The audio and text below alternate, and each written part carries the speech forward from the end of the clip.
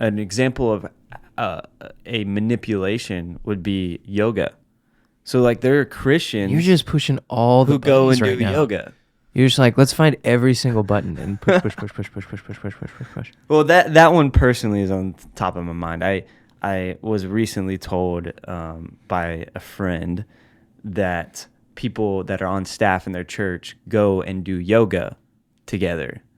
And that bothered you. Well, it bothered me because at first they weren't. At first they were like, yeah, like it's stretching. And I'm like, you don't realize what you're saying. Basically, yoga is a worship to a god. Yes. It is a religious practice. Well, we'll say this. Like, it's not us who is saying that. If you ask, like, a Yogis, Hindu yeah. yogi, Yeah. they're like, yeah, duh. Okay, like, I have actually been to the city, Rishikesh.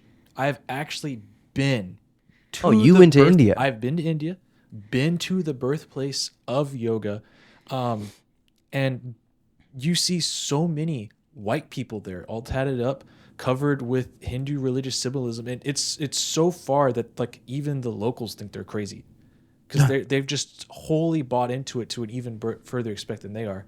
But all throughout the streets, like you'll have advertisements for this yogi or this yogi, and there are so many reported cases of sexual abuse, taking advantage of people, money thing, and then, but even more than that, you get there and you just feel this weight, this spiritual darkness, this weight as you like walk along the river Ganges, because it's on the river. People are doing yoga alongside the river as a form of worship. People are being taken advantage of in all of these different buildings. There's idols everywhere, and it for them it is worship.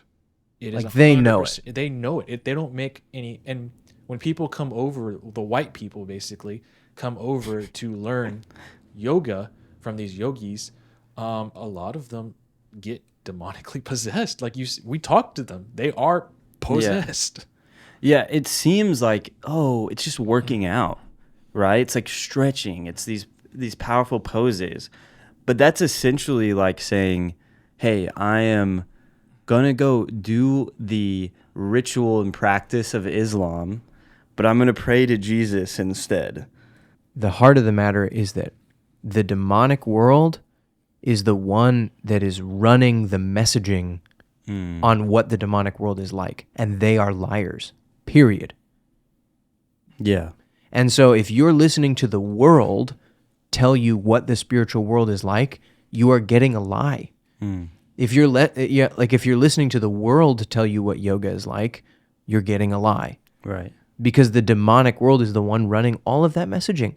And you're going to listen to them tell you what they're like, which is the same thing. Okay, now we're stepping our foot into a whole new thing. But like drug taking. Okay. The stuff that happens when people take drugs, and especially psychedelics, it's like you open yourself up to a spirit and then you trust them to tell you what's going on or what they're like or what their intentions are. And it's like, but they're liars. Yeah. So when you open yourself up to just like drink lies and believe everything you hear. Yeah. And the problem is you'll see in a lot of these testimonies, because you see like former yogis, like yoga instructors that I've not seen anything like that. That get saved and they become Christian, and then they start to expose all of that stuff. Or like, you know, there's that Pastor Ramirez or whatever from New York. Oh yeah, he was like a sorcerer. Yeah, an ex-warlock. Like he literally talks about testimonies where he would do astral projection and like out-of-body experience to meet with what he perceived at the time, at least he perceived, was Satan himself, or some type of demonic entity that would give him instructions on what to do and how to rank up in society and in his role as a warlock. And it would get him around really important people and all of these things. Basically, the point is like all of that stuff, it all has this similar ring to it, which basically is like you can have power, you can have wisdom, you can have whatever you want by doing what I tell you to do. Yeah. And it goes against your conscience. It always is feeding to pride. It's all lies. Do you think part of the reason people don't want to necessarily acknowledge that this demonic is real, because, if you do that, you almost have to acknowledge that God is real too? I don't know. I think about my time in Japan, and they are, it's hard to make generalizations like this, but at least their culture, and especially in the past, has been very cognizant of spirits.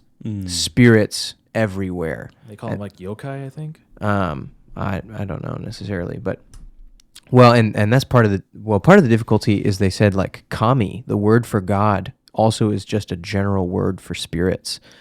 So all of these lesser ranking spirits you use the same word that you would use to describe the Most High God. And so even though they're inundated with the reality of the spiritual world, or at least they acknowledge it, Christianity is not any more popular or any more prevalent than here, where we deny the spiritual world for the most part. Yeah. But I think that's changing. I think older people look at stuff like these music videos and they think it's all symbolism. It can't be scary because it's not real. But I think younger people are less like that. Yeah. I see more sensitivity to spiritual stuff, more treating it like it's reality, like crystals and those kinds of things that are new age, and treating the spiritual world like there's something to it.